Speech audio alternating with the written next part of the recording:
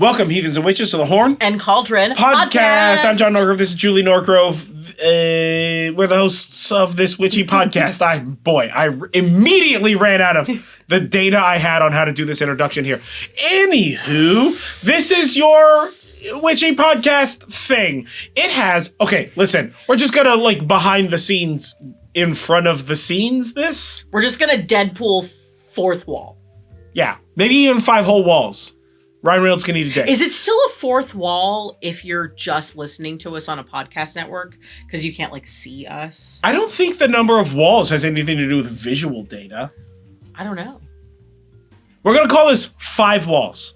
Also, odd numbers are better. So, Sure. Deadpool can go fuck himself. All right. Yeah. What's up, Ryan Reynolds? We're I'll fight you.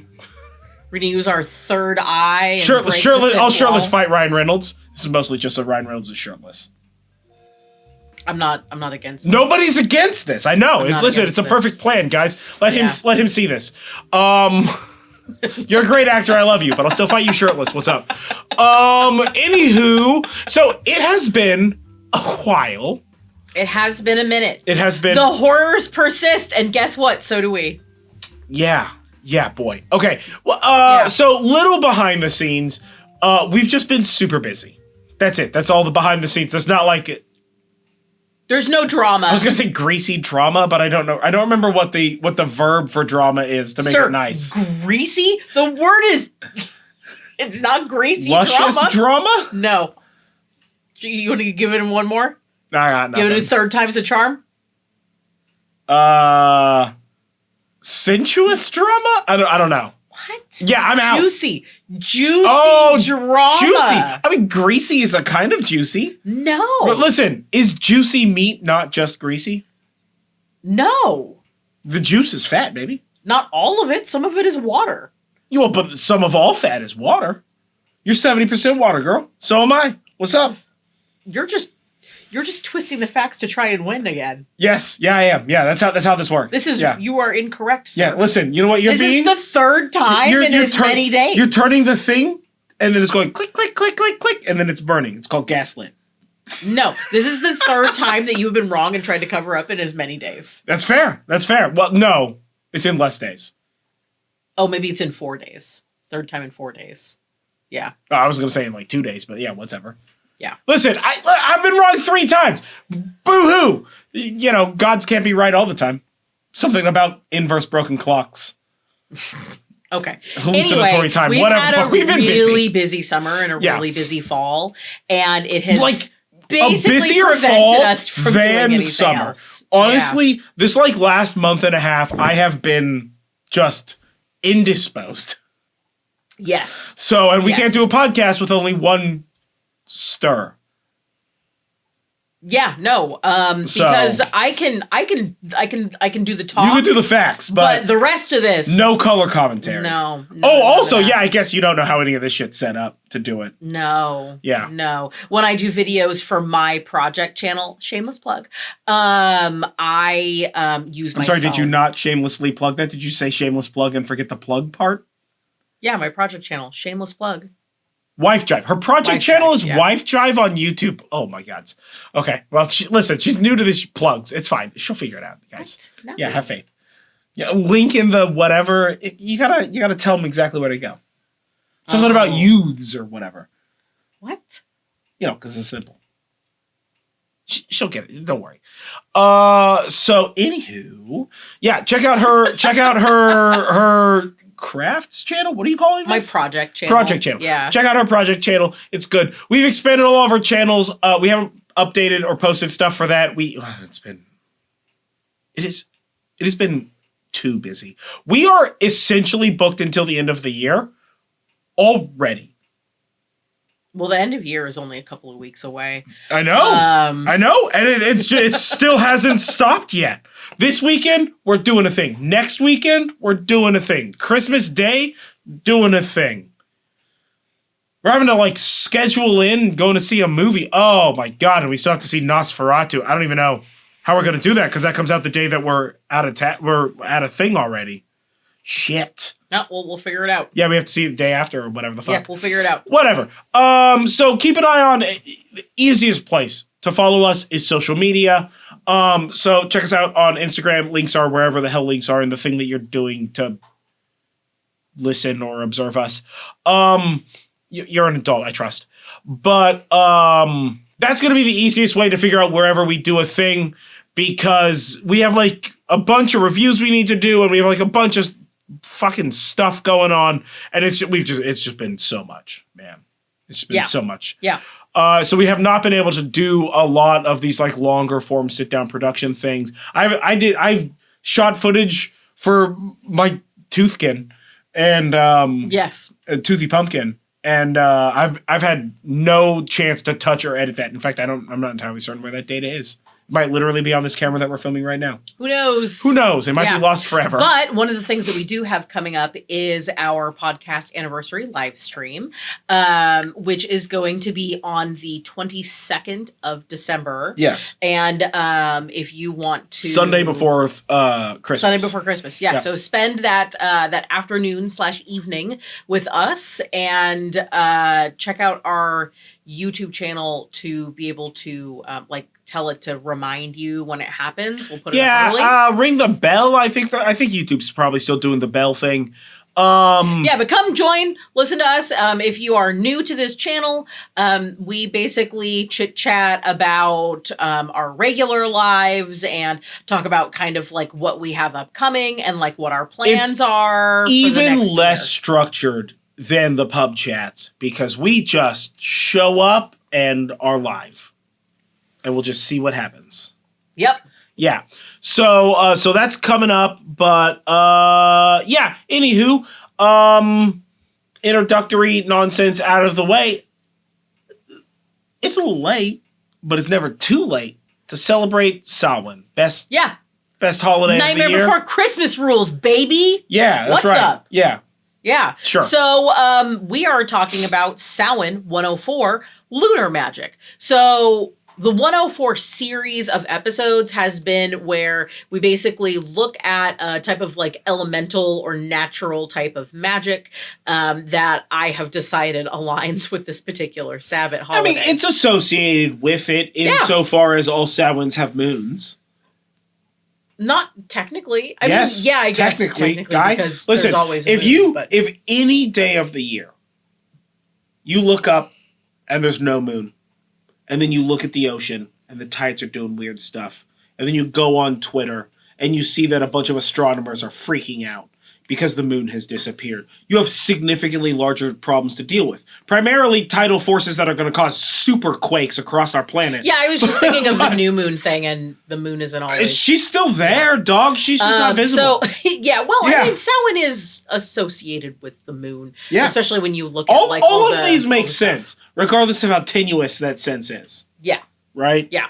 So, lunar magic. Samhain is the third and final harvest festival. It takes place on October 31st in the northern hemisphere and April 30th in the southern hemisphere. And that's about halfway between the autumn equinox and the winter solstice, on a particularly auspicious day. And Samhain itself is a time for mute dinners, dumb suppers, costumes, trick-or-treating, jack-o'-lanterns, and divination, bonfires, and all that good Halloween stuff. So we have a bunch of other Samhain episodes. We have Samhain 101, which is episode 24, where we go over the basics of Samhain and give you 2 spells that are related to the vibes. Samhain 102, which is episode 45, and that one talks about liminal festivals and liminality, gives you ways to celebrate, and a simple ritual. And then Samhain 103 is working with ancestors and other spirits, and that's episode 65, which gives you some ways to connect and enjoy working with the ancestors and other spirits and kind of what they are and where you can sort of like draw those lines. So if you want more Samhain stuff, check those episodes out. But for now, we're going to talk more about worshiping the moon. Yeah. So the moon has been... So Sokka, right, meets this chick up in the Northern Water Tribe, or Southern Water Tribe, right? Her name is Yue. Right, Yue. She's nice. She's a princess or whatever. right? And so then like they're doing good, right? They're hitting it off. He's not, his tight 5 is like a loose 47, but like it's fine. Adorable. But He's it's cute, trying. right? He's buff. He has a fucking boomerang, which I guess is novel technology or whatever, right? So it's not doing great, but like doing okay or whatever, right? And then the Fire Nation attacks, and Yue's just like, oh no. So she's got, and then of course bloody, what's his name? That asshole strangles some carp. Right? And Uncle Iroh is just like, my guy. Bad decisions. Right? So Yue is like, I got those strangled carps. I gotta save the day. So she's gotta give up. She becomes the moon. It's fine. He gets second love. He always loves the moon. Moon worship. Next chapter. Well, you weren't wrong. I know I'm not wrong. I think I've seen that show like 9 times all the way through at this point, or maybe even more. So, yeah. I mean, it really is like a fairly common trope of mythologies to have the moon be a person. Yeah. So that's, or like some shit pulled by some other shit. Or like shit, drama about like why the moon isn't there, Yeah. you know, as cultures try to like make sense of like why this thing waxes and wanes before we had the science to really particularly understand why. But the moon has been one of the more romanticized and popular focal points for magic throughout time because it's mysterious. And also, like, why does it It's mysterious disappear? and it's interesting and it's primarily out at night, but sometimes it's out during the daytime. And also, you can look at it without going blind and your eyes hurting forever, which is kind of nice, you know? Absolutely. Yeah. Yeah. Also, like, even the tiniest amount of lensing, right? Like, even the Greeks sort of stuff, like the tiniest amount of like lens science, all of a sudden you're starting to see a bunch of shape on it, texture and things like that. The moon is one of the few celestial structures that we get to look at with a degree of clarity that we get from almost nothing else. Yeah. Right? Like just because it is right there. Yeah. Right? It's one of the reasons why it's the first thing that we touched as people. Yeah. Right? And it's the only thing we've touched as, like, human people outside of, like, just the vacuum. Yeah. You know? So, it's dope. Yeah. Well, and there's a lot of, there's a lot of mythos associated with the moon, as well. People have been using it to keep time and to try and explain why there's night and day and to explain people rising out of the void, the moon being dark and night. You know, we got a lot of baggage about moon stuff, but not necessarily Moon's bad dope. baggage. Yeah. Cultures all over the world have been using it as a timekeeping device for going back thousands of years. And we actually think that the oldest representations of tracking moon cycles for timekeeping goes back to 30,000 years ago. And that's an incredibly long amount of time, obviously, because that's a high number. But also, like, the oldest cave paintings we have go back 40,000 years ago. The only thing that we've really talked about in this podcast that goes back that far or even further than that is people using egg as a symbolism for things. Yeah. An egg. Eggs being like life and food. Yeah, and we have evidence that we think indicates that people used eggs in sort of like a veneration. We're not sure necessarily if it's like a religious thing or just like a thanks for the food, thanks for the portable food. Like going back to like 60,000 years ago, which is almost as long as people have been people. Yeah. So in the beginning. Yeah. So the moon worship is huge and pervasive, and every single culture throughout the entire world has had something to do with the moon. Yeah. So I mean, it's right there. Yeah. If you live, you've seen it. If you've not seen it,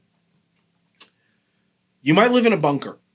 Yeah. Or a and silo the moon, or a cave. Yeah, and the moon, you know, keeping time by it, going back to the timekeeping thing, is like a fairly easy thing to do because the moon's cyclical nature is like very, very standard, right? And it puts you almost exactly at what an actual solar year would be. Yeah. Which is an easy way to do It's that. the lunar calendar v solar calendar conversation, you know? Yes. So, for sure. Yeah, so like Easter Sunday, for instance, is celebrated on the first Sunday after the first full moon after the spring equinox. That's too many. That's too many things, yeah. Chinese New Year begins the second new moon after winter solstice. Oh. And most of the ancient Greek calendars start the month with the new moon. And those are only a few examples. There's a lot more. So many. Yeah, there's more. We can do a whole like double episode on that. So lunar magic can be used for emotions, intuition, divination, psychic abilities, cultivating them, unlocking them. For growth, for manifestation, guidance, balance, also duality because of the new moon, full moon dichotomy, cycles and transformation, renewal, rebirth, new beginnings. And of course, the moon is also associated with motherhood and femininity and fertility and emotions and water magic. Asterisk on this one because the moon is in many cultures associated with femininity, and as someone who lives in the Western world, as someone who's an American, basically, like we associate the moon with femininity. We're pretending we're Americans. We're actually from here. We're Americans. I don't know about that. Yeah, you lift the mask off. Same motherfucker underneath. Yeah, but in some cultures, the moon is not associated with femininity, and it is associated with masculinity, and this typically in that case, the sun is associated with femininity. Yeah. Well, the Western like femininity moon thing is like the whole like cycles aligning with the moon phases. Yes. Thing. Yeah. You know? Yeah. Moon blood and all that other stuff. Yeah. Whether or not some of that is like actual shit or like fanciful prose, so that way fucking weak dudes can be like, ooh, her moon was up or whatever. Yeah. You know, because they're like being soft about shit. Whatever that nonsense is. Yeah. I'm mostly just trying to put those people on blast who are like weird about a thing that has occurred for 50% of the population since time immemorial, and they're still weird about it. It's the year of various lords 2024. Figure it the fuck out, you soft pricks. Yeah, as you can tell, I'm real sassed up about that one. It weirds me out that people are weirded about it. It doesn't make sense. And you're especially sassed up today. That's true. I am. Yeah. With our our adjudicator recently being adjuster. Our adjuster recently having been absed up. So yeah. So if you're listening to this, if you know what we're talking about, then you know what I'm talking about. Well, if you're listening to this when it comes out, you'll probably know. But if you're listening to this at any point in time later on, you're gonna be like, "What the actual hell are they talking about?" Just look up adjuster abs. You'll know what I'm talking about. Also, you're fucking welcome. So anyway, back to the moon. The moon has phases. The moon does not have abs. No, it does not. No, it does not. But the moon has phases. Yes. Where it segments itself, much like an ab. Much like an ab. Yeah. Yeah. And you can only see one ab segment at a time. Well, that's just not. There's something wrong with your eyes, girl. You gotta get a pair of glasses about that. I mean, it's basically like one of those peel off standees, like in Major League. They get that like standee with the peel off, right? Yeah. Boy, that has not aged well. By the way, is it the adjuster equivalent of a scratch and sniff? No, you're just unveiling one ab section at a time. You're just peeling it off. Yeah. Like a Post-it. It's an advent calendar. An advent calendar! Hey, I'll accept advent calendar. Yeah. All right, anyway. Each the 6 abs of Christmas space. Stop it. Yeah, it's fine. I'm sorry. It's cool. We're on Samhain in the moon. Shut up. We're in a place. Yeah. Each specific moon phase has specific bonuses to magic during that time, which is sometimes called sympathetic magic, meaning basically that magical intentions can mimic natural states. Yeah. Or natural states enhance magical intentions. Yeah. So for the moon phases, if it's a new moon or like a dark moon, a no moon, that is particularly good for beginnings, for setting intentions, for banishing, cleansing, shadow work, and rebirth. A waxing moon, so getting bigger, which can be crescent, first quarter, or gibbous moon, are good for manifesting and abundance and visualization and growth. The full moon is good for abundance, gratitude, offerings, charging things, not your phone, divination, and adds power to any magic. Technically speaking, full moons bounce enough sunlight that properly tuned solar panels will allow you to capture power from the reflected light of the full moon. Oh no, so actually charging you things. Kind of can. I remember, God, it was probably back when I was in high school. There was a place, I think here in California, that set up a site where they tuned their solar panels to try and draw power off of the reflected light during moon phases to see if you could even do that. That's so cool. Yeah, I only barely remember this, but I remember reading this article and just being like, all of our problems are solved. This is the future. And then, of course, nothing happened for it because, yay, capitalism. Yeah, right. So. And then lastly, a waning moon, so a moon getting smaller. Waning. Like the world. Yeah, either waning or waning moon, which is also gibbous first quarter crescent. That is for cleansing, banishing, and releasing. Oh, they're both called gibbous moons? Yes, because gibbous is is like small monkey. The amount. I know what a fucking gibbous monkey is. Yeah. It's a small monkey. Sure, I don't know that's why that's called that. It's not. It's not at all. I'm making a linguistic joke here. Yeah, they're Thank both, you for playing with English. Yeah, it's the shape and amount of the moon that is not visible. Yeah, sure. Tiny monkey shape. There are some schools of magic that are like a crescent moon is good for this and a gibbous moon is good for this. But if you want to get that into like the details and the nitty gritty of it, oh my God, share that with us. Go for it. Share that with us. You go to the YouTube video so you can look at our faces, and then you look us in the eyes, and then you go to the comments, and then you tell us what you know about crescents and gibbuses and such like this, right? Because this is the thing. Culturally, everybody's gonna have like a different vibe about this shit, right? And like, especially like full moon, no moon, right? And like, I know like a lot of people call it new moon. Yeah. I think that's probably the most common. Some people also call it dark moon. Dark moon. I'm very here for. Yeah. I think I'm gonna start using dark moon. If I can try and remember to fit that into my vocabulary. See if I'll make that my 2025 vocabulary change is dark moon. I do that every year. I change one thing that I say or how I pronounce it. It's a good way to keep your mind plastic. But dark moon's delicious. I've always just called it no moon. Oh. I usually call it a new moon, but I do like dark moon. Dark moon is like delicious. Mysterious. Yeah, it feels very Batman. Very Darkwing Duck. I feel like if you're saying dark moon, then full moon is not nearly as cool sounding. So now we need to come up with a new term for full moon that full moon feels pretty tight. It's 100% moon. Yeah, but it's not like mysterious and cool. I mean, it's not mysterious. It's right there. It's bright as shit.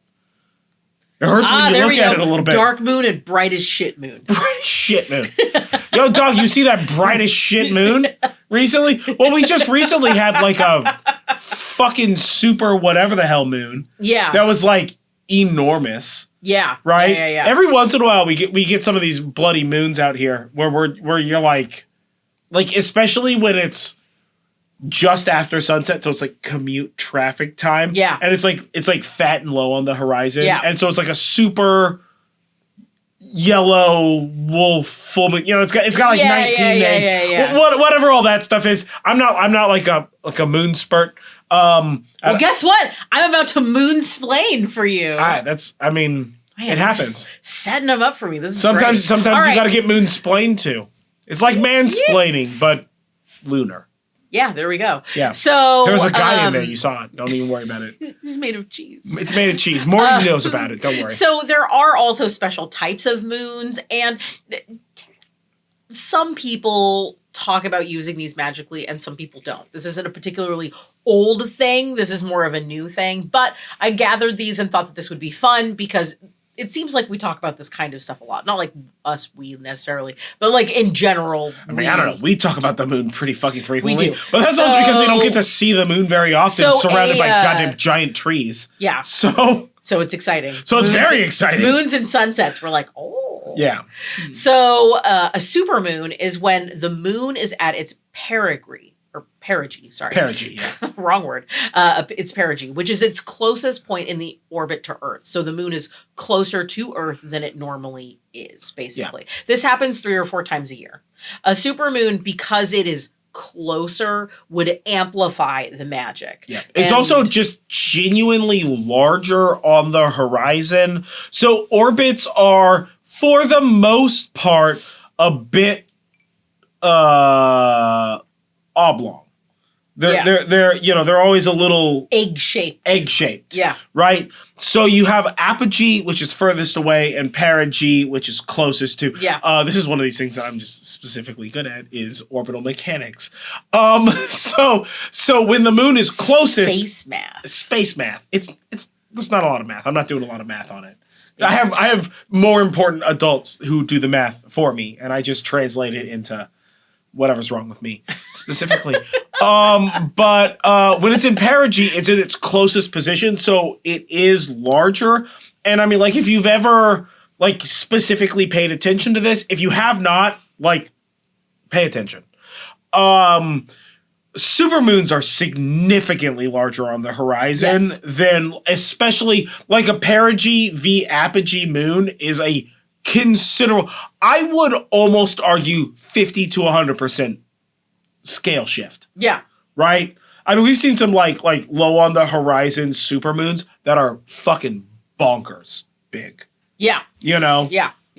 So, totally. like, yeah, you can get real big. And of course, like, the timing on this and when moon rises and when it's at absolute perigee versus absolute apogee, it's all very dependent on precisely where you live. So, like, you just want to pay attention to this. If you can, find a local astronomer and follow them on social media. Yeah. That's going to be, you know, like, no hate to witchy space stuff. Or like an observatory. Yeah. Yeah, but you want to really find like an astronomer, an observatory, and an astrologer, like somebody who's like deep in the like day-to-day mathematics of it. That's when you're going to find they're going to be like, hey, you go outside tomorrow, shit's going to get real. Yeah. And that's when you're going to see like big ass moons right at moonrise or right at sunset or whatever the heck, you know? Yeah. So, yeah, absolutely. Yeah. So a supermoon amplifies your magic because it's big. And it's close. So, yeah, there you go. Yeah, if the moon's giving you magic, closer, more magic. Yeah, for sure. Straight lines. A blue moon is what happens. A blue moon happens because the lunar cycle and the solar cycle aren't perfectly aligned, a thing that I kind of mentioned earlier. So due to this, some years have 13 full moons instead of 12. This moon is not special in any other way than it's just like the math worked out that way. And that additional moon is called a blue moon. It is the second full moon in a solar calendar month. Yeah. Right? So, like, sometimes you will get, like, for instance, this, like, January or December or March or whoever will have, like, 2 full moons, one at the beginning of the month, one at the end of the month. That's when you get a blue moon. And it's because it's, like, solar calendar rare. Yeah. Right? Like, in so quotes. Because this is rare, this is a really good time to do magic geared towards unusual or once in a blue moon things. Yeah. Bonus magic. Yeah. Bonus. And then lastly is a blood moon. A blood moon is basically another name for an eclipse because when there's a lunar eclipse, the moon often looks like blood red, in addition to disappearing.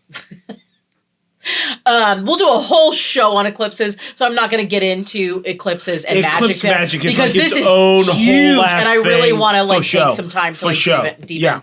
But a blood moon or a eclipse moon would also amplify your magic. There are some people who say that you shouldn't do magic during an eclipse. It's bad because the energies are chaotic. And here's the thing. I don't understand what causes these people to say that.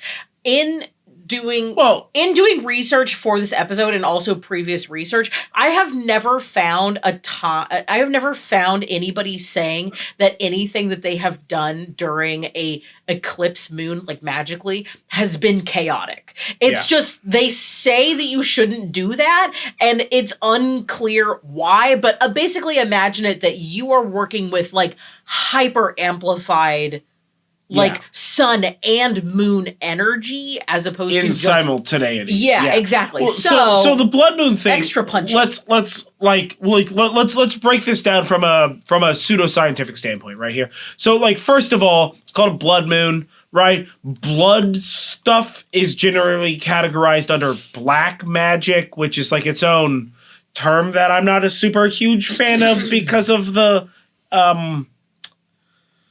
racism involved in it. Yeah, I was trying to think of a nice way to say racism, and I couldn't think of one. And the classism. It's mostly racism and classism. So there's that. And like, no hate. Like, if you're not blood moon people, like, don't do it. Fucking whatever. Dog, I don't give a shit. Right? And like, a lot of people are like light and life and like no dark magic or black magic or whatever the fuck. And like, that's fine, dude. Everybody's allowed to do their own fucking thing in the grand scheme of things.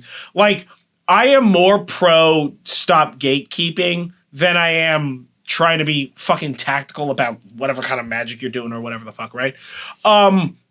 So whatever about that thing. Secondarily, there is the fact that like a blood moon or an eclipse have that sort of that like very quick transient nature to them, which means that it's easy to like kind of be out of phase slightly with your ritual, which can cause a bit of chaos, as well as the fact that you're dealing with like solar magic and lunar magic simultaneously, even though for a grand scheme of things, all lunar magic is technically solar magic. Because if you see the moon, it's because daddy's sun is letting you see him, right? So deal with that shit, right? So you've got that going with you, and also like it's chaotic or whatever. Chaos magic, that's a whole thing. And we did a whole episode on that. If we only did chaos magic podcasts, it would take us years to cover all of the data. You know what I'm saying? Yeah. Like chaos magic is already an infinitely complex, deeply historic art. So like, just because it's chaotic is whatever. I mean, chaos magic is not deeply historic. If you hold on, the label chaos magic, modern. The shit that chaos magic is working off of is essentially the same thing that any motherfucker who is doing two kind of thing at the same time been doing. Right? I disagree with you. Yeah, it's all chaos magic if you don't have 100%. No. You know what I'm saying? Chaos magic is something fairly specific, and if you're doing like whatever Gardnerian chaos magic, if you're doing bloody Order of the Golden Dawn ass style chaos magic, those are very specific types of chaos magic. But in the grand scheme of things, chaos magic is just the idea of doing magic unfettered by ritual, or sometimes fettered by chaos ritual. Chaos magic, listen, it's kind of make believe, but it's make believe most. It's all make believe. No, but it's like tactically make believe. You know what I'm saying? Yeah. Chaos magic is that like chaos magic is like the rogue in the D&D party. Mm-hmm. Right? Like, can they do a stab? Can they do a sneak? Can sometimes they steal that guy's loot and play a tune and roll a D20? I'm just putting this out there. It's gonna work sometimes. I mean, but that can be true of like a lot of other classes in D&D.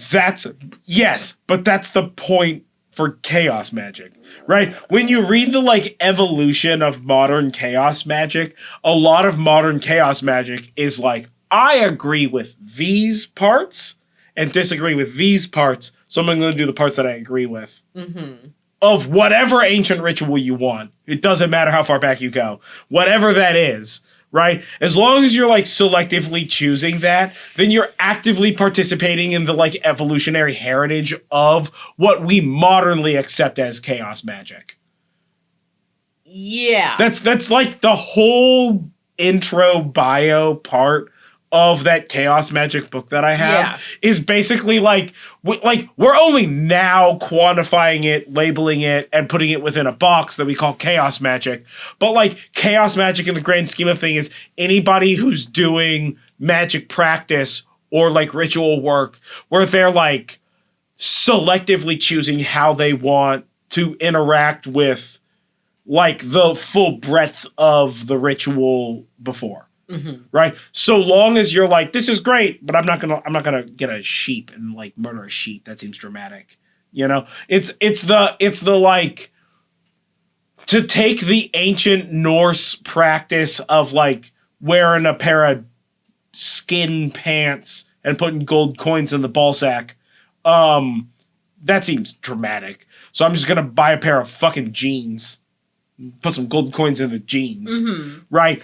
That is functionally chaos magic in the grand scheme of things. Anytime you modify, you start moving towards chaos. Yeah. Right? Because now you're not relying on the structure of the ritual. You're relying on your ability to believe that what you're doing is more important than the structure. Yeah. Right? So that's what chaos magic is. We just only think of chaos magic modernly as the like, like Golden Dawn, Gardnerian, Chaos, TM, whatever that guy's name is who wrote that book that I'm reading, whose name is entirely escaping me. Like that's the difference between like chaos TM magic and chaos magic. The like, sometimes we just don't have access to certain tools. You know what I'm saying? Yeah. That's what I'm talking about. Okay. Yeah. Yeah? Okay. Yeah. You got this. You understand what I'm talking about. So if you're doing blood moon shit. Yeah. But you're like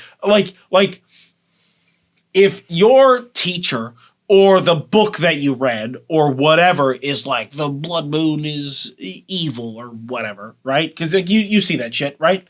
You know, they're like, black magic is evil, only light and life, motherfuckers. Like that kind of shit, right? If you're like, that sounds gangster, but also, like, I recognize that the blood moon is just like moon magic with sun magic, and then you decide to do ritual on that like inculcates both solar and lunar magic simultaneously, but your like school of practice indicates that like black magic or blood magic would be negative, then you've started moving towards chaos. Yeah.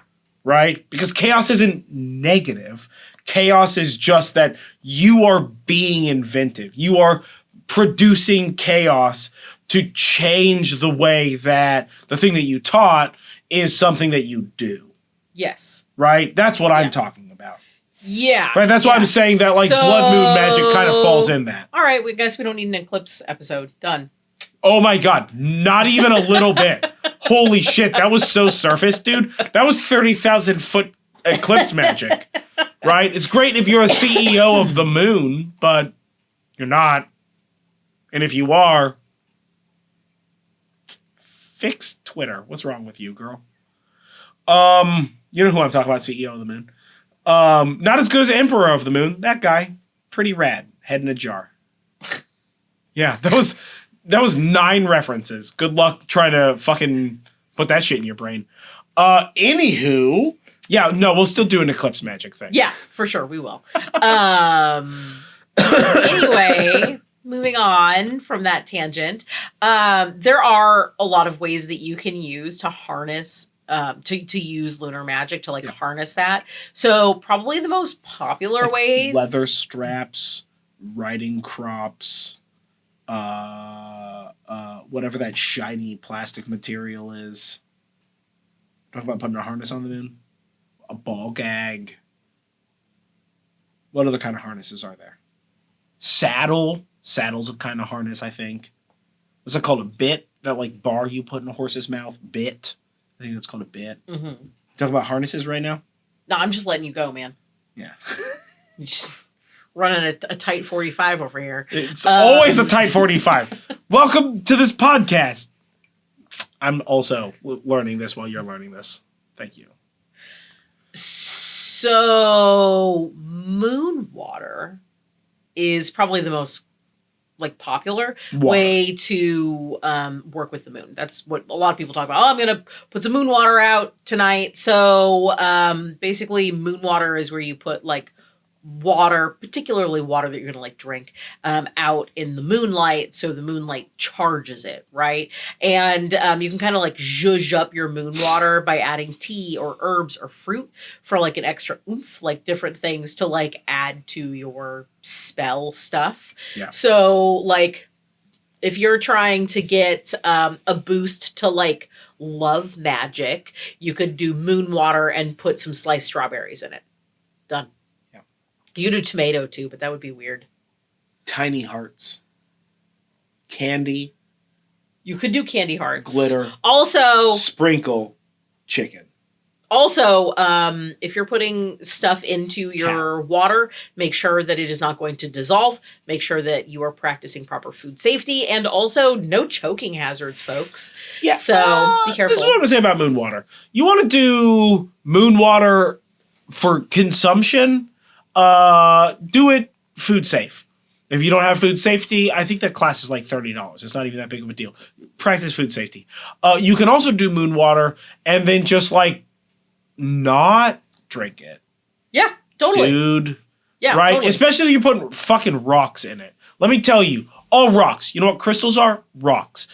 All rock water, fucking be cool, bro. Tighten it up. Too many motherfuckers out there trying to tell you to drink rock water. You don't eat rocks. It's not like, don't do it. Yeah. So, yeah. Be cool. Yeah. You can also use the charging sort of aspect of the moon to charge items. So not just water, but you could put like ritual or spell tools into the moonlight and it will charge them with the powers of the moon. Of course, you can also create an altar for the moon. And there's a lot of fun ways that you can do that. Or you can, of course, incorporate aspects of the moon, of like the moon into your regular altar with like little statuettes or art pieces or, you know, things like that. But you could do a little lunar altar. Bonus points if it's something that the moonlight would actually like touch. That would be pretty cool. You could also do divination. I often find that doing divination is easier for me when it is nighttime. You know, kind of one of those like weird magical things that the moon gives, is that it seems like it makes magic easier. And I've always felt that doing divination is easier. And possibly it's because it just sort of like feels a little more mysterious, you know? It's not, you know, by the light of day. You know, you do the cards or whatever your runes, and then you like get a candle, or you're like doing it by the light of the moon. Very witchy doing divination at nighttime during the moon, in the moonlight. And of course there is meditating and visualizing by the light of the moon. And we're talking about all this by the light of the moon stuff. Like you can just get an app or check a website to... Move your body. Move your tiny boy body. Jesus. Hey, puppy, come How here. are you so disrespectful to the space that I occupy? What is happening right now? It's because... This guy, he's just giving me the eyes like, but I'm not going to. Yeah. What a dick. I thought we were friends. No, Probably. You left and this puppy took your spot. He was like, I'm the man of the house now. Yeah, he's like, I'm mommy's Are you on the co-host podcast? now. Yeah. This quiet ass boy, not making no ass noise. Yeah, he's like, I'm mommy's co-host. Oh, okay. Now. So on Light of the Moon, first of all, high recommendation, series of mirrors. All right? We've all seen The Mummy, the absolute classic, potentially, I'm just going to put this out there, best movie ever made. The Mummy. Yeah. So good. I'm planning on doing like a shirt about it. Like a shirt that's design. True. That's true. Yeah. That's true. I mean, listen, we're doing everything about The Mummy. Don't even worry about it. Yeah, let me know if you'd be interested in a hand-embroidered shirt that makes cheeky references to the movie, to the 1999 film classic. Yeah, I forgot about that. I forgot about that. I forgot about that. Mummy. Yeah, the Great Awakening for millennials, The Mummy. So yeah. Yeah, so obviously, series of mirrors, solution. Other things that I've seen done if you don't have access to a window or you can't put that shit outside. Because, like, listen, some people don't have access to outside shit. Or sometimes you live in an apartment and your window primarily just faces freeway, right? Yeah. Or like some bullshit. So you don't got no moon-ass access or whatever the fuck, right? So you can get, like, a lunar calendar and then put your stuff on the phase of the moon that is the time that it is. Or you can put, like, I've even seen people. You get like one of those little moon night lights. You get like a moon night light, right? I've seen people like find a lunar phase calendar and then like print it out just like on your printer at work. White collar those crimes, girls. Listen, they're paying for that. They're paying for that ink. You're getting that paper. So fuck corporations. But like you just print out like a lunar phase calendar, right?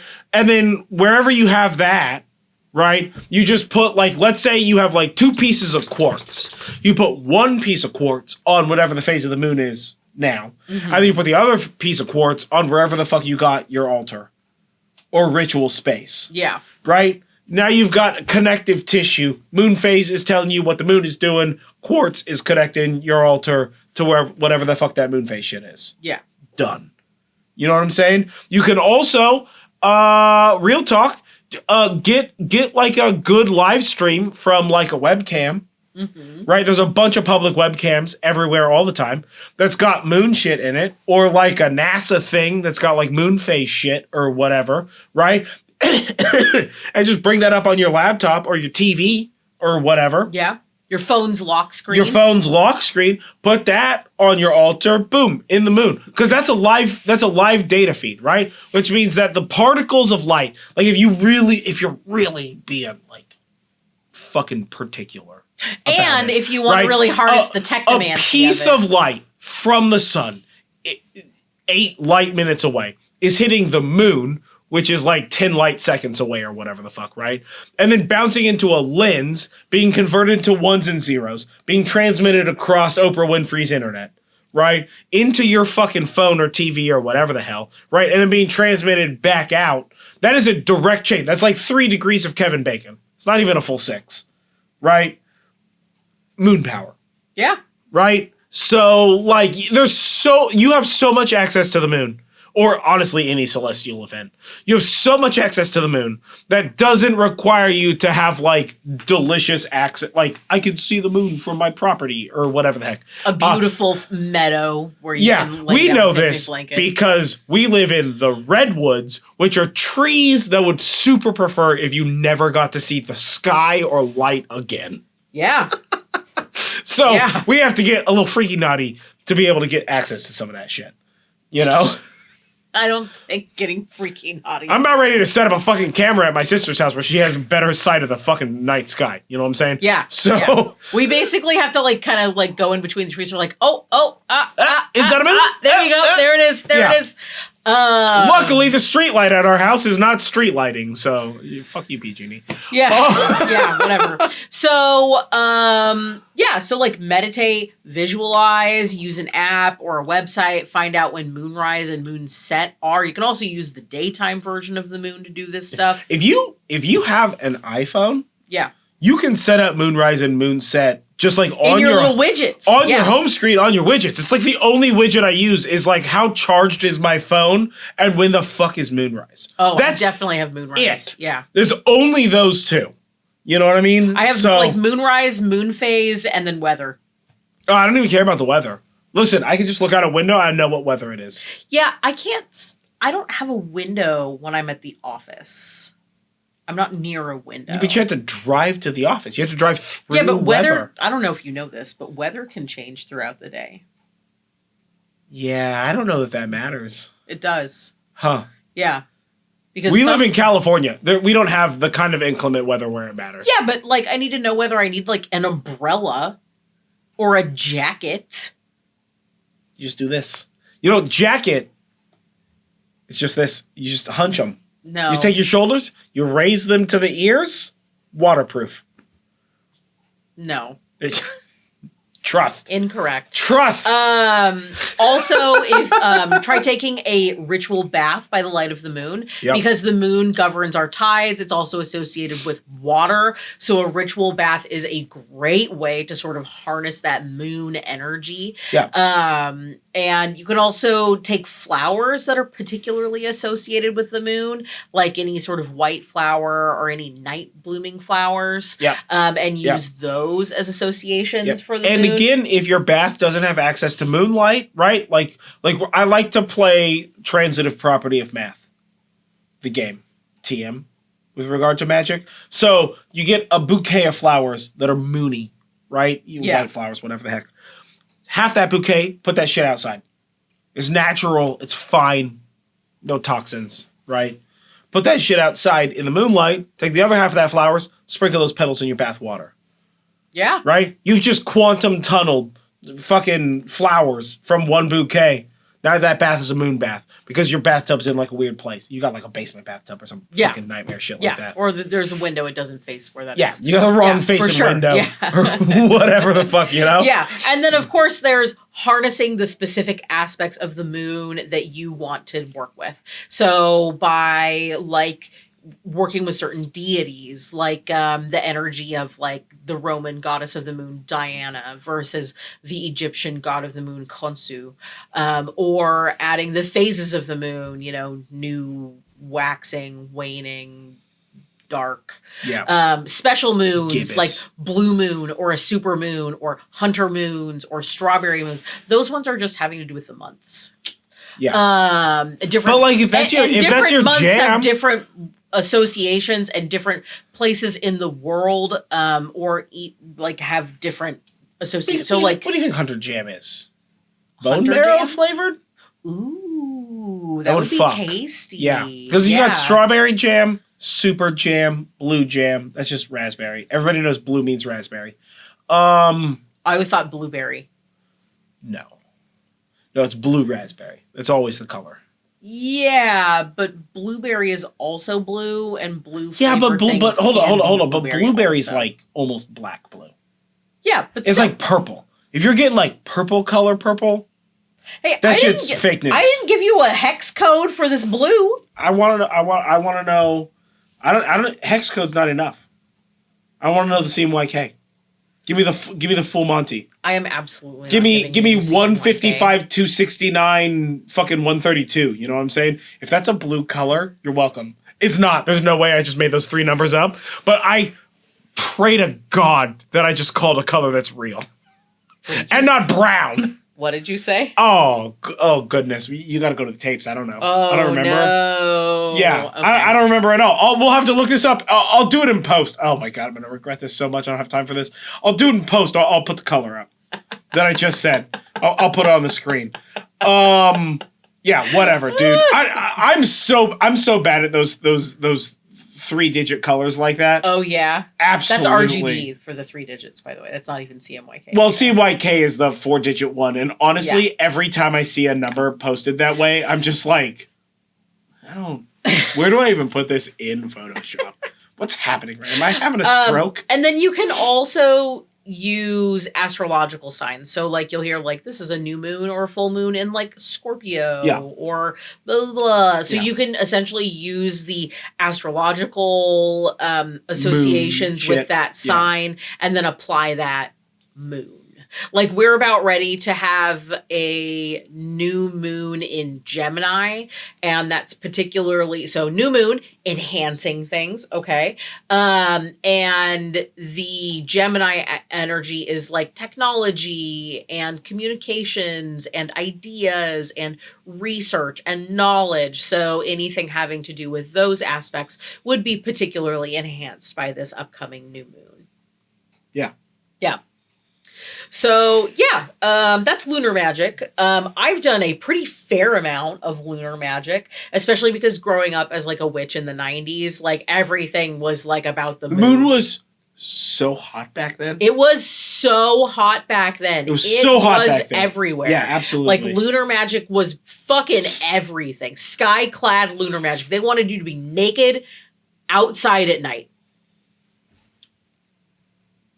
But I'm not saying that's a bad thing specifically, but you know what? A girl gets cold. some of our founding fathers believed in being sky-clad in the dark times. So I'm just saying there might be science there too. Yeah. Who's that? Franklin? Was he the one that used to just sky-clad all the fucking time? Yeah. At night, he took what do you fucking call them? Night baths or sky baths or whatever the fuck that monster was doing. Yeah. I forgot. Jeez, I forgot all about that. I thought you were just like being weird. No. There's like it's like Benjamin Franklin used to just like wander in the woods at night naked because he was fucking crazy. Or whatever the fuck. Yeah, absolutely. But yeah, I've done a ton of moon magic. Everything on this list I have definitely done. Moon water, chickadee check. Charging items, absolutely check. Creating a lunar altar. I've never had an altar specifically for the moon, but I have done like little temporary altars for a ritual that have included moon stuff and added moon stuff to an altar. Divination, both absolutely. of our lights have moons on them. Yeah. That are hand-carved moons. Yeah. So, yeah. Yeah. Meditation by the moon, done. Ritual baths, that's my jam. By the light of the moon, absolutely. Who's taking a daytime bath? Don't you got stuff to do? I like to take a daytime bath sometimes. No, I'm too busy for that. An evening, like a sunset or like a I'm too like busy for that because better. most of the stuff that I'm doing feels crimey once it gets dark out. Yeah. Chopping wood in the daytime, I'm being a responsible adult preparing wood for my fireplace. Chopping wood at night, I'm hiding corpses. You know what I'm saying? Like, it's sketchy. Once it gets a little dark out, you can't chop wood too late into the night. That is correct. You cannot do that. I've learned that, right? You can't dig too late into the night. You can't move gravel too late into the night. Yeah. You can't be running power tools late into the night. It feels sketchy, right? Yeah. Yeah, so, it does, in fact, that's when strangers are like, how you doing down there? And you're like, I'm doing great. And they're like, okay, well, it's dark. It's weird that you're doing this in the dark. And I'm like, oh, it's fine. You're like, do you live around here? Yeah, you from here? You from here? Because if you're not from here, maybe this dirt's for you. Maybe you didn't see that. Yeah, maybe you shut the fuck up. We're not doing crimes. We just have things to do in the daytime. We just have things to do, and night comes quick in the woods. It sure does. Boy, girl. Sure does. Ooh, boy. Yeah. Here at like the darkest part of the year, like 3 o'clock, and I'm just like, man, is it dark outside already? Dude, before you got home, I was like, oh, like I took the dogs out to go to the bathroom, and I was like, oh, I gotta get more firewood because like the fire's starting to get low. And I like went outside to go get firewood, and I got like 3 steps outside that front door, and I was just like,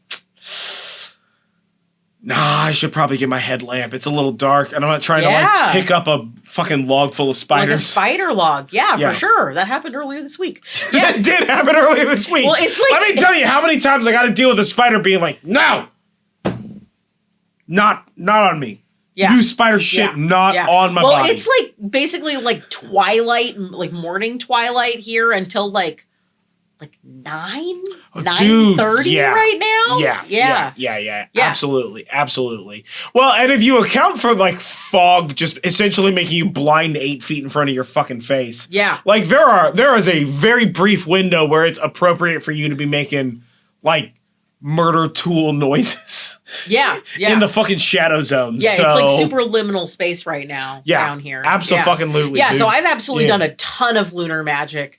As I was saying before, like I feel like doing magic by the light of the moon feels in many ways the most natural in general for me. Sure. Not that I don't do it during the daytime, because I absolutely do, but there's something about doing it during the light of the moon that like hits that like sweet spot. How about you? Do you do a lot of lunar magic? Yeah, I mean, insofar as I'm a bit of a night owl. Yeah. So like, and I'm like a morning person. So, oh my god, yeah, you're so much more daytime than I am. Yeah. Dog, your bedtime comes your and I'm like, bedtime is hours ahead of mine. Yeah. A lot. Yeah. In fact, I would normally be asleep right now. Oh yeah, that's embarrassing. Good for you. It's not embarrassing. Because I'd be up like early. I'd be up for that sunrise. Yeah, whatever, man. Not on purpose. My body just does that. It's like the sun is coming. Let's go. Yeah. Yeah. But you require more sleep. Yeah. Well, which is reasonable, right? My lack sleep. of sleep is probably an issue that I'm just not going to address. But yeah, I mean, this is going to sound significantly more dramatic than I care for it to mean like I'm sounding, but I prefer the dark hours over the light hours in general, man. Right? Like I work graveyard for many years. I like nighttime when the world is asleep. It's a better time, right? I don't care much for sunlight to begin with. It's too bright. I have a bit of a light sensitivity already. My eyes burn even to do any of these. And in general, during the summertime, I kind of can't see outside sometimes. It's too bright. It's just too bright. I can't handle a lot of bright light. My eyes are quite sensitive to the light. But also I can see in like incredible darkness, like weird, freaky darkness. Yeah. I can still see like quite clearly. So I prefer the dark, as well as it's cooler at night. It's like colder. Yeah. Like lower temperature, which allows me to regulate my body temperature significantly more efficiently. So I like doing stuff at night in general. So yeah, I've always sort of leaned a lot more towards night ritual work and night magic. I'm less of a like early morning wake up tarot cards or rune divination or ritual work person. I'm more of a like late night that stuff person. In general, but at the same time, like, I don't know, the moon is just, I have more connection with the moon than with the sun. You know what I mean? Mm-hmm. Not to sound, again, dramatic. It's very dramatic. It sounds dramatic, but it's not dramatic. It's just... Okay, you keep telling yourself that. I like the cold and the dark. I prefer the cold and the dark. It's so dramatic. My collars are not popped.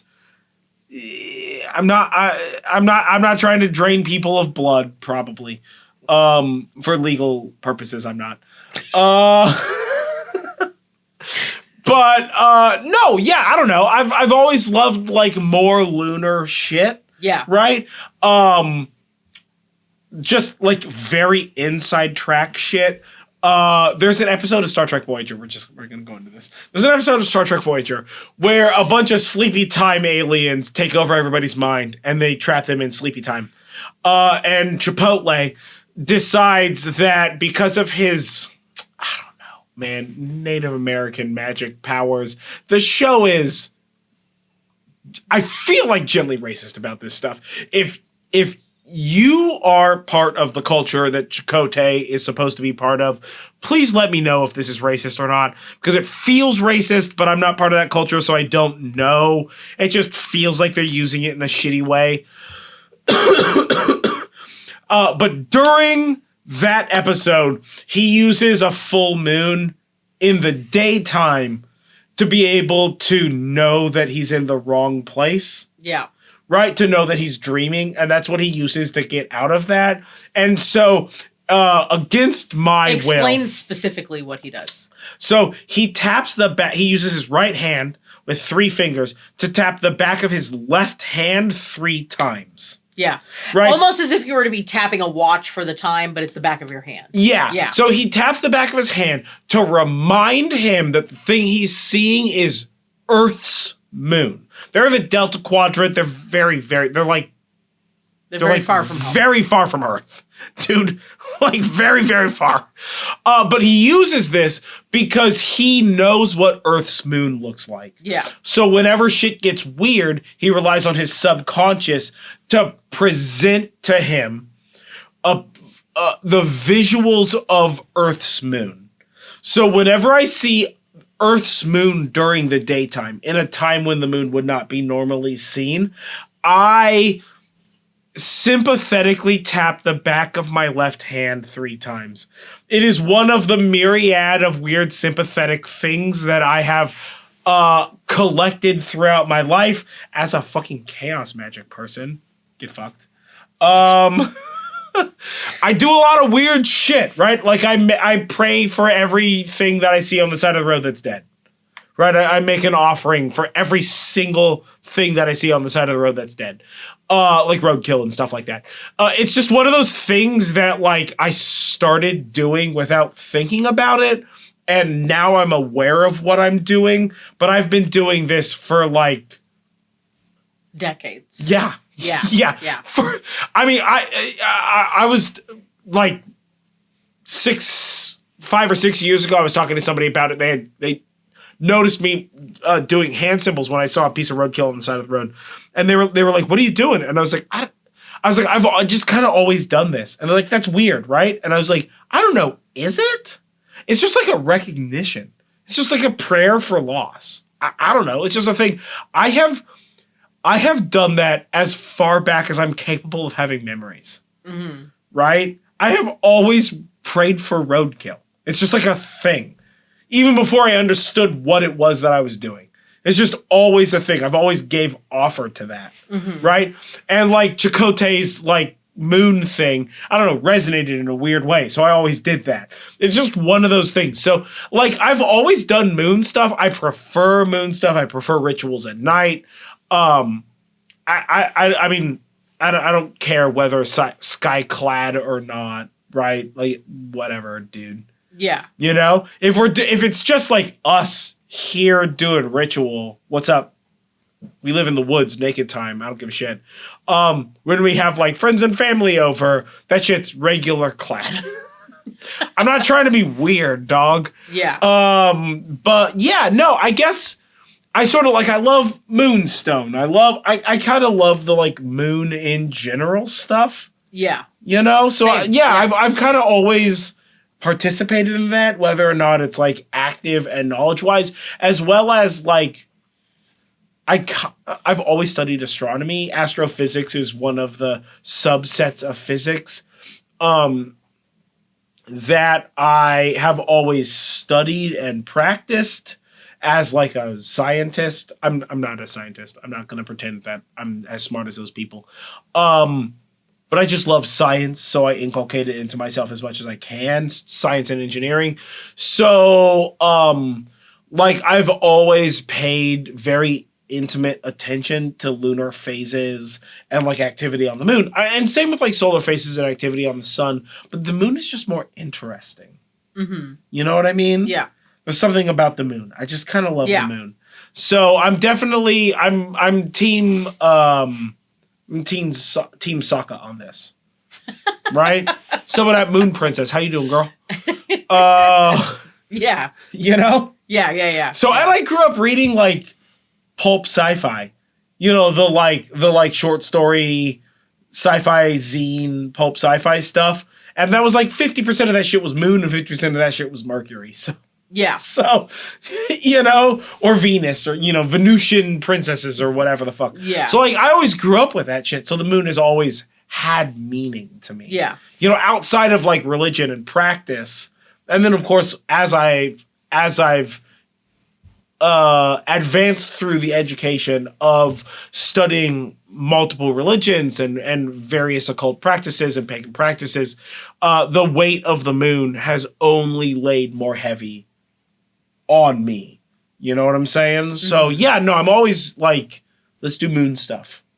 Yeah. You know what I mean? Yeah. And if I'm doing like big ritual stuff, I generally tend to target either times when it's full moon or new moon times, or targeted like starting so that way I finish it around or at moonrise. Mm-hmm. Right? So yeah, that's always been like a big part, you know? Yeah. A lot of my like meditative revelations have come in the late hours of the night. I'm a night person. Absolutely. Yes. I'm so much of a night person. So the moon just has more meaning than the sun to me. Yeah. You know? So yeah. I don't know. I've always loved the moon. Yeah. Yeah. It's fun. So made of cheese. So made of cheese, yeah. Yeah. Maybe Parmesan. What kind of cheese do you think the moon is made of? I feel like a lot of people say Swiss because it's got dents in it, but like I feel like a brie. A brie, a soft cheese, yeah, really? Like a soft cheese. It's Weird. like a soft cheese. Weird, okay. Because it's like, it's not like yellowy, and a lot of those aged cheeses are like yellowy. I mean, like when it rises, sometimes it's like yellowy, you know, when it's like near the horizon. But like for the most part, like a brie, like a soft cheese. Weird. Okay. Yeah. I think of a Parmesan. Also, brie oftentimes has, especially if it's like small batch place or like homemade brie, Sure. It has the same like sort of color differentiation that the moon does. Sure, yeah. Whereas like when you get like big commercial brie, it's like kind of not really looking like that, but that's fine. Like no, I understand. You know, but like brie, like a soft cheese. Huh. Interesting. Yeah. Yeah. I always thought of it as a harder cheese, like specifically Parmesan, but that's because of the tiny Parmesan bites that we get. Yeah. Or like an English white cheddar. Yeah, see, those are just too yellowy, and I don't associate those with the moon for that reason. Fascinating. Yeah. Yeah. I wonder what Wallace and Gromit said the cheese was. Did they say it was Swiss? I don't remember. Probably Swiss. Probably but it Swiss. could be like a... I'm not a big Swiss fan. Could be like a Stilton. Or like an English cheese. I like Stilton. Stilton's great. I'll accept a moon made of Stilton. Yeah, I don't remember. Yeah. We're going to have to... So NASA, since you brought moon cheese back, what the fuck the moon made out of? You let me know. Comment below. Yeah, tell us. What cheese is your moon made of? Yeah, what is your moon cheese? Yeah. So, speaking of cheese, correspondence time. I don't know about that transition. Yeah, correspondences. Because now we have a bunch of things that are associated with the moon. Cheese is one of those foods associated with the moon. Cheese. That's fair. Yeah. Also ducks and moon cakes, seafood, and any round or white food. That makes sense, round or white. Seafood, I guess, makes sense, sure. Ducks? I would accept like swans because they're white, or like, but ducks, really? I think it's because of the association with the water, and oftentimes duck season begins right around a specific like new moon or full moon event. Okay, yeah. I'm not a duck hunter, so yeah, I don't know a lot about duck hunting, but but if you're a duck hunter and you live around me, hit me up. What's up? Let's go duck hunting. Yeah. I'm down. Yeah, right. Yeah, duck is amazing, and I'm good at processing them. So like, let's do it. Yeah. So other animals associated with the moon would be like bats, cats, and dogs.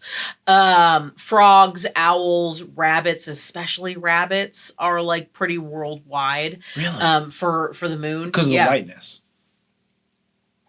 I don't know that that's why, but rabbits. Huh. I assume it's because rabbits are generally white. They're generally not white. They're only white in one place.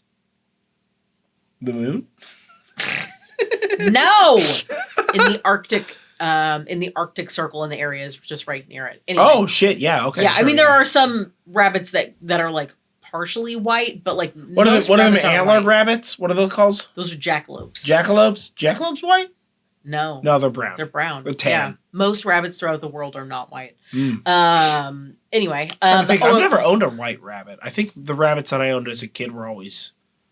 Oh, we had a white rabbit spotted. when I was a kid. His name was Roger. Roger Rabbit. Yeah. Yeah. Yeah, obviously. Yeah. Hey, good job. Yeah, Go we team. did it.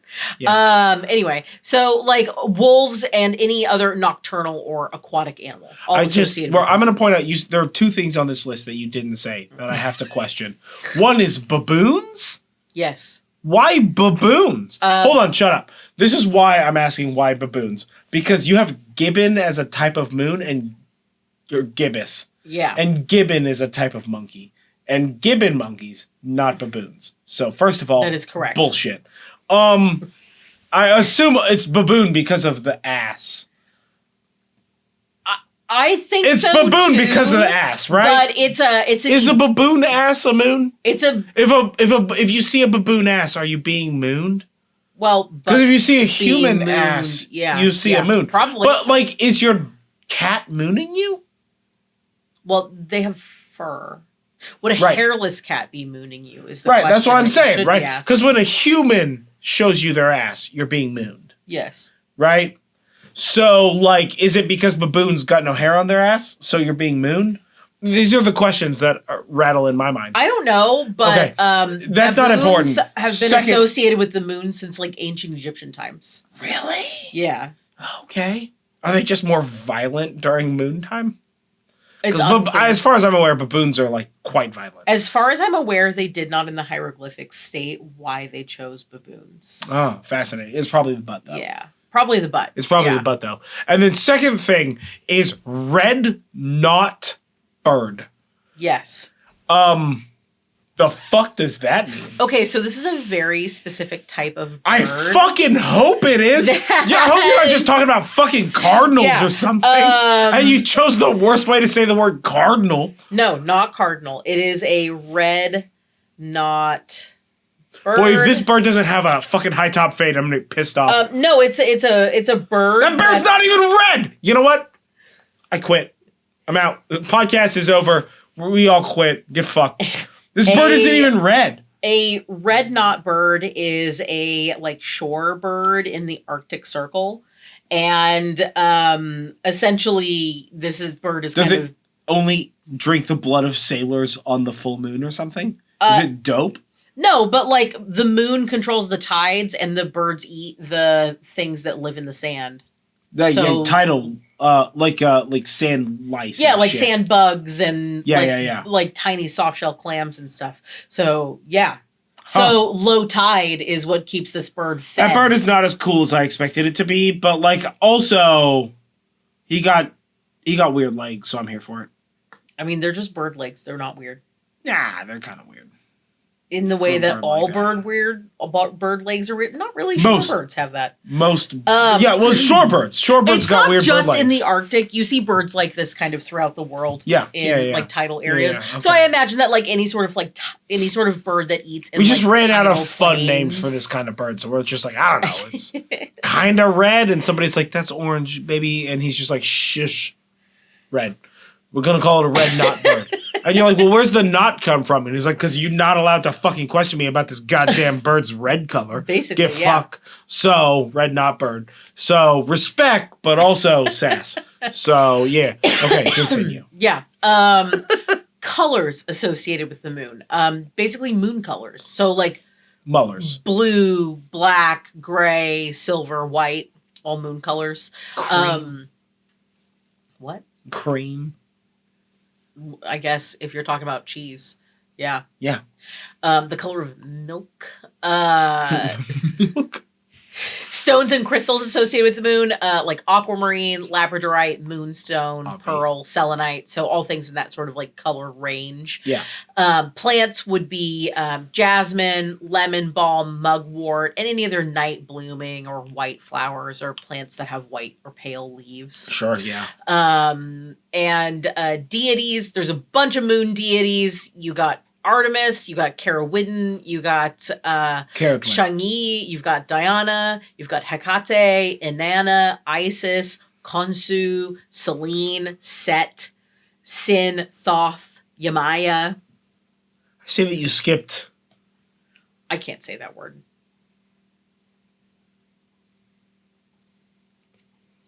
Yeah, you gonna try it? Koyalakwai? I do not know. Yeah, Koyalakwai, I think. It is an Aztec deity. I was going to say, it has to be Aztec. I saw the X means it's Aztec. Also, I skipped a bunch of other ones. No. I know. You just skipped the one that's got 98 consonants. So, yeah. Okay. Yeah. Yeah. So, and then other symbols that are like really heavily associated with the moon is water and the tides. Sure. Yeah. So, there you have it. I would also argue water, tides, menstruation. Western. For sure, yeah. But menstruation. Yeah, for sure. Right?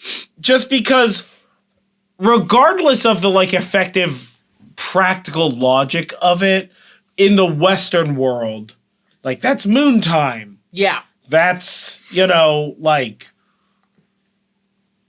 we're all hanging out. Ladies are going on menstruation at the same time. It's the full moon time or whatever the fuck. It's a thing. Also, you haven't said at all on any of this shit. Werewolves. Oh my gosh, you're right. She forgot about the kind of wolves that are were. But yeah. That's a different thing. Regular wolf, they're howling at it. Fake news. Werewolf. Just turn I'm going to also it. remind you that I basically wrote these show notes like 3 months ago. 8 million years ago. Yeah. We've been so busy. Fucking busy. So there you have it. Lunar magic. And that ends the cycle of 104s. Yeah. So we're coming 105 is going to be weird. Yeah. We'll talk about those in the live stream. Yeah. About what we're going to do for those. Also, what's your favorite werewolf story?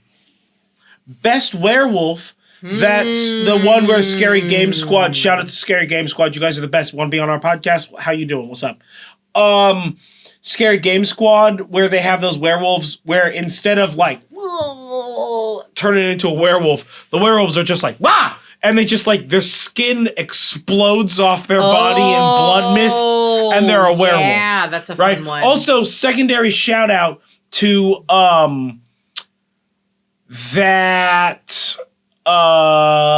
Hugh Jackman movie and Kate Beckinsale movie where he is a regular man and then his skin sloughs off so he can become a werewolf, and then when he's a werewolf his wolf fur sloughs off so he can become a regular man, which means that this nigga's just like an onion of skin and fur. Are you talking about Van Helsing? I am talking about Van Helsing. Okay. Yes. Yeah. I thought you were going to talk about the Benicio del Toro werewolf one. Which one's that one? The one with Anthony Hopkins and Benicio del Toro. Where Anthony Hopkins is the dad? Yeah. Oh my fucking God, that's such a good movie. Yeah. Oh, what is that even called? Werewolf? I don't know. Wolf? Where? I don't remember. I don't know. Who, maybe? Probably not that. When? Whatever. Why? Werewolf. More like Winwolf. Why? Dracula. Oh, man. Yeah, so werewolves. Yeah, werewolves. Yeah, absolutely. Can't believe I forgot that this whole time. Huh? Yeah, werewolves. Funny. Not even once. Yeah, fake news. Yeah.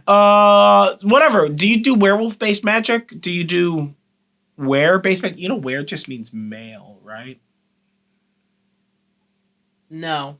Okay, so calling people men is man or men, specifically men, just means humans, right? So anciently, the male gender were weremen, right? And the female gender were wifmen. Oh. Right, so it was wifmen and weremen. This is like ancient English. Yeah. Or Old English or one of these motherfuckers. I just recently saw a thing about this. Wifmen is where we get woman and wife from ish. And then for men, we dropped the were part and it just became men. So we became men and you became like women. Or, wifmen. But we have sort of echoes of the original language because men meant person, human. So right? man-wolf. Which is man-wolf, which is where you get werewolf. Yeah. Right? So, yeah. I saw a thing about this like 2 days ago. Yeah. And I was like, oh, yeah, I forgot about this because I've heard it like a fucking before. Yeah, but, that's fun. That's fun. You know, whatever. So, yeah, I don't know. What do you think about wifmen and weremen? Also, if you're a dude, should we go by weremen again? Because that thing's way tighter than just like men, right? I mean, it is pretty rad sounding. Yeah. So I'm here for it. Yeah. Abso-fucking-lutely, dog. Yeah. For sure.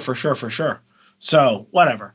Yeah, I guess this is just moon magic. It is moon magic. Yeah. Yeah. The whole time. It's Not associated with Moomin Rider. Yeah.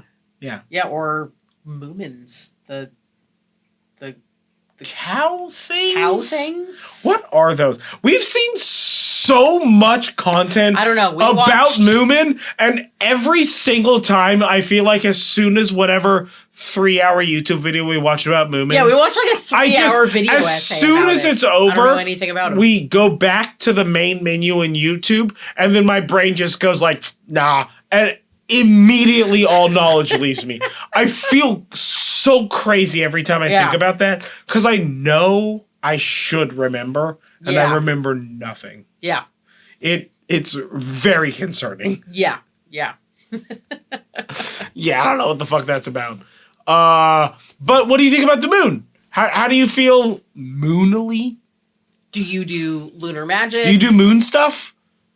What kind of moon stuff? Do you do like specific moon stuff? Yeah. You do I feel like specific moon stuff. water is like sort of the... It's sort of like the thing everybody It's like does. the entry model. It's like the entry level moon thing. For sure. Yeah. Right? Yeah. So like, do you do anything special with the moon or moon water? Yeah. So that's interesting. Yeah, dude. Yeah. Yeah, moon magic. That's dope. Yeah. That's dope. Yeah. What more do we have? Time to thank our patrons. Oh, yeah. These guys are the best. So if you would like more access to us through a Discord, as well as access to the Book of Shadows pages, which were relatively close. I think I'm only like 3 or 4 behind, which is impressive. Catching given up. the amount of free time I actually have to do graphic design these days. As well as... Oh my God. Honestly, okay, there's so much stuff on our Patreon, and even I'm not entirely aware of all the stuff that I'm putting on there sometimes. Very real like. But it's mostly more access to us and all that. You can hit us up on Patreon, Nerd Jive on Patreon. Yeah, we do a monthly hangout call. We have a monthly hangout call, which is rad. Do a variety of other things. Yeah. We are super thankful for our patrons. Yeah, they're the best. Alan, Miranda, Alexa, Somewhere, Panda, Alexis, and Skylar Pancake. Thank you all so much. You help us keep doing what we do and better every time. That's and correct. for those of you that cannot afford Patreon, we thank you for coming along with us on this journey anyway. If you listen, you're also awesome. Yeah, Don't even and if worry. you want to help us out for free, please feed the algorithm by liking, commenting, sharing, following, subscribing, doing all of the things that you know. I follow several podcasters who say make an offering to the algorithm. Yeah, make an offering to the algorithm by leaving a comment us. or liking or whatever the heck. So like you can always do that. And sharing us with other people that you know that you think would also enjoy being a part of this crazy ride. And patron or not, if you have a question or a sassy comment or you want to tell me that I'm wrong about a thing, you were wrong about Lacey Chabert earlier. I was not wrong about Lacey Chabert earlier. Shut up. She's 100% in a thing that's not medium, but technically close to medium. No, she is not. We Probably. We Are you Lacey looked. Chabert and you're listening to this podcast? First of all, how are you doing? Secondly, what was that thing that you were in that's kind of like medium but not medium? Whatever. You if you know, you know. The answer is nothing. Maybe you looked nothing. at the filmography. Yeah, you looked at the filmography. I don't trust. You were Fake news. literally looking at my phone. Maybe I was tuned out. Sounds like somebody doesn't want to admit they were wrong. Hey, you know what? Marinara trenches. Be damned. You were wrong about that one too. Yeah, I don't know. Maybe not. You see that guy's abs? I 2 did see marinara those abs, trenches, yeah. not just one. So anyway. Anywho, yeah, you can always reach out to us on social media. You comment on the YouTube videos or whatever. We have several channels, so check those out. We got a bunch of other stuff going on, and we've got the what is it? 4 years live stream? Yes. Oh my God, we've been doing this for so long. Yeah. We've got our 4-year live stream coming up Sunday before Christmas. So check that out. That's going to be fun. I'll have the actual listing for that up shortly. I don't want to get it out too early or it kind of gets lost in the sauce. Yeah. You know? But so stay tuned for that. You can always have us on in the background, whatever. I may cross stream that to Twitch. I might be That's able to unimportant do that right now. Yeah, You're we'll rambling. see. We'll see what I can do with that. Yeah, You're rambling. technology is complicated. But anywho, so check that out. That's a quick way to ask us questions and such like that. But yeah, either way, I've been John Norgrove. This has been Julie Norgrove. This has been the Horn And Cauldron podcast. And this has been Samhain 104 Moon Magic. Or Lunar Magic, if you're feeling nasty. And we will catch you guys. Yeah, you fucking heard me. We will catch you guys next time for more, I don't know, whatever the fuck that says, man. Magical sass. Yes. And don't forget, breathe in self-confidence and breathe out self-doubt. Yeah, that's right. Boom.